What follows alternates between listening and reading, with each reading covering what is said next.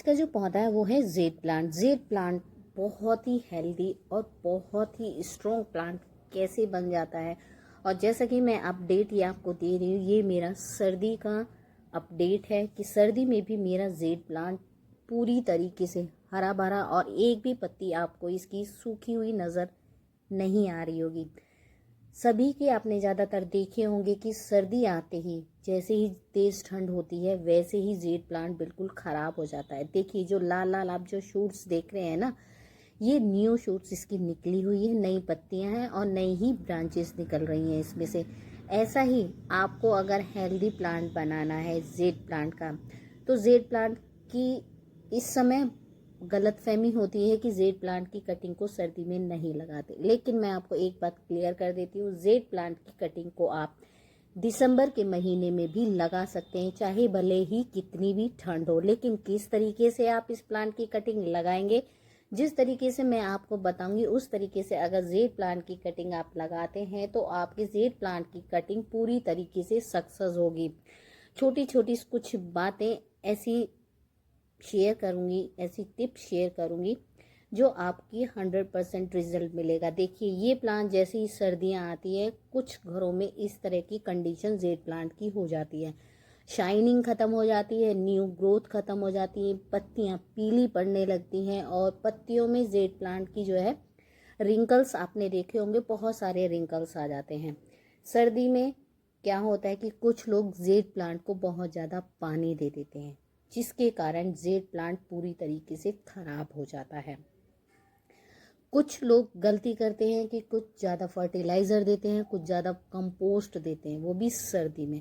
देखिए इस तरीके से मैं आपको बिल्कुल क्रश करके दिखा रही हूँ, बिल्कुल इसका चूरा बन जाता है। तो इसका मतलब है कि आपका प्लांट जो है सूख रहा है, इसकी पत्तियां पूरी तरीके से सूख रही हैं, लेकिन वो पानी की वजह से नहीं सूख रही हैं। ये तेज धूप में रखा है इस वजह से सूख रही हैं और इसे पानी नहीं मिला, ये कारण है इसकी पत्तियों के सूखने का। दूसरा, अभी जब मौसम चेंज होता है तब कोई भी प्लांट आप लेंगे उसकी पत्तियां नेचुरली पीली पड़ती हैं, तो इसमें घबराने की कोई बात नहीं होती। ये जो मैं प्लांट आपको अपने जेड प्लांट दिखा रही हूँ, ये सर्दी का ही अपडेट है, ये दिसंबर का अपडेट है। जो मेरे जेड प्लांट पूरे हेल्दी हैं, जितनी भी टोपायरी जेड प्लांट की बनी है वो एकदम हरी भरी है, एक भी लीफ आपको येलो नज़र नहीं आएगी और बहुत ही हेल्दी प्लांट्स हैं। और उसमें न्यू शूट्स आप देखिए किस तरीके से। और मेरे प्लांट की जो मिट्टी है पूरी सूखी हुई है, बिल्कुल भी मैंने इसको पानी नहीं दिया है। अगर आप जेड प्लांट को 15 दिनों तक भी पानी नहीं देते हैं तो भी जेड प्लांट मरता नहीं है। सर्दी में खासकर इस जेड प्लांट का ध्यान रखना होता है। गर्मी में पानी देंगे तो एक बार कम से कम दोबारा पानी देने के चांस हो जाते हैं, क्योंकि टेम्परेचर थोड़ा गर्म होता है जिससे पानी पौधे का सूख जाता है। लेकिन सर्दी जो होती है, सर्दी में हवा में बहुत ज़्यादा मॉइस्चर होता है, जिसकी वजह से प्लांट जो है हवा से नमी मिलती रहती है, जिससे उसकी पत्तियां जो हैं हरी भरी बनी रहती हैं। देखिए इतनी तेज़ ठंड में भी मेरा जेड प्लांट बहुत अच्छे से ग्रोथ कर रहा है।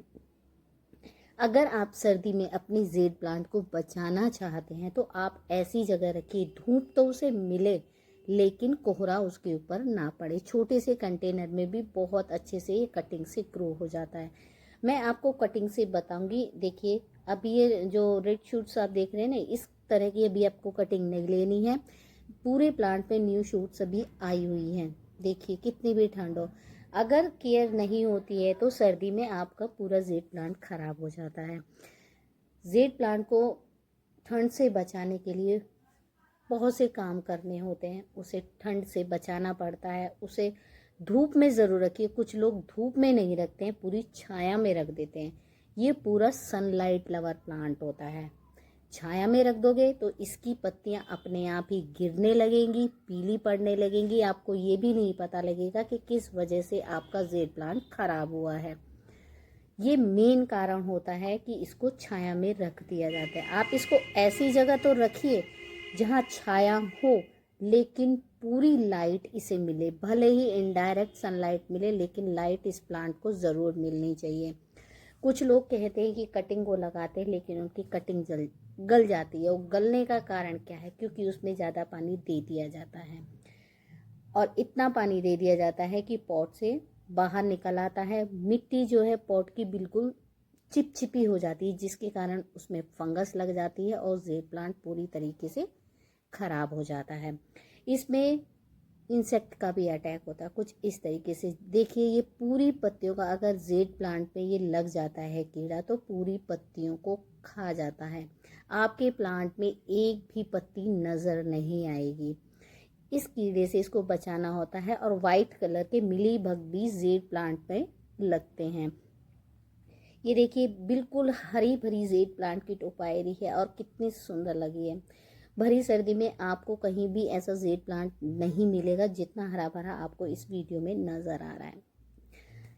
तो अब हम बात करेंगे कि इसको लगाएंगे कैसे। आपके पास देखिए जेड प्लांट है, कोई हेल्दी जेड प्लांट होना चाहिए और हेल्दी ही कटिंग आपको लेनी है। सर्दी में हमेशा हेल्दी कटिंग लेनी है।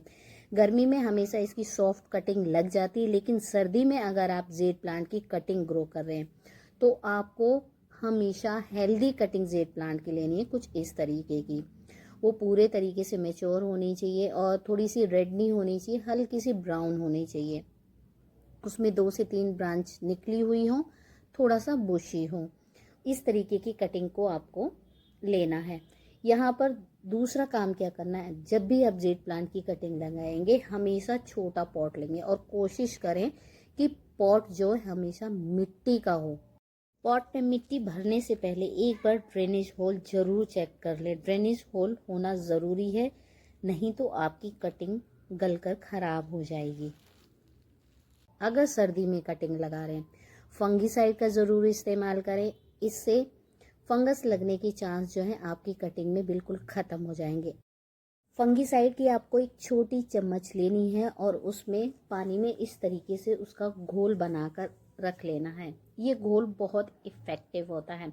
अगर आपके पास फंगीसाइड नहीं है तो आपके किचन में हल्दी तो रहती ही रहती है। हल्दी जो होती है एंटीसेप्टिक का काम करती है और फंगस से प्लांट को बचाती है। अगर हल्दी भी नहीं है तो आप हमेशा एलोवेरा का इस्तेमाल कर सकते हैं।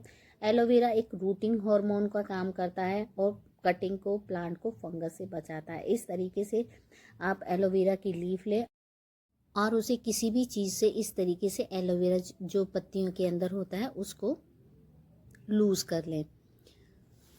इसके बाद आपको जो पॉट लेना वो छोटा तो लेना ही लेना है, साथ ही साथ जो आपने कटिंग ली है उस कटिंग की नीचे की सारी पत्तियों को आपको रिमूव करना है। जितनी कटिंग आपको मिट्टी के अंदर दबानी है उतनी तो लीफ हटानी ही हटानी है। साथ ही साथ आपको आधा इंची से ऊपर की भी लीफ उसको हटानी है। अगर वो लीफ आप नहीं हटाएंगे तो वहाँ जो है वो मिट्टी के टच में आएगी, जिससे कि उसमें ज़्यादा पानी रहेगा तो वो गल जाएगी।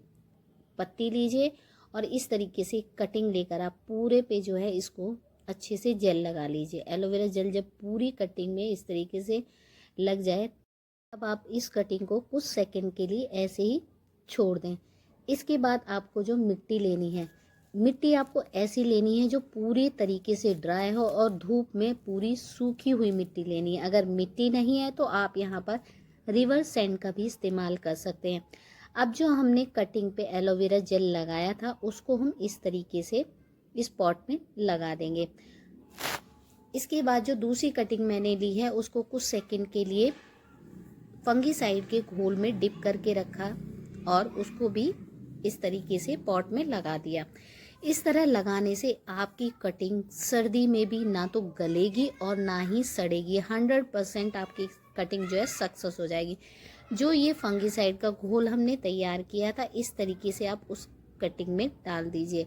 बस एक बात का ध्यान रखना है कि आपको इतना ही डालना है कि पॉट से ये फंगीसाइड का जो घोल है वो निकले ना। अगर ये निकल जाएगा तो फिर प्रॉपर आपकी कटिंग को नहीं लग पाएगा। इस तरीके से पूरी सर्दी में भी अगर आप जेड प्लांट की कटिंग लगाते हैं तो कभी भी ख़राब नहीं होगी।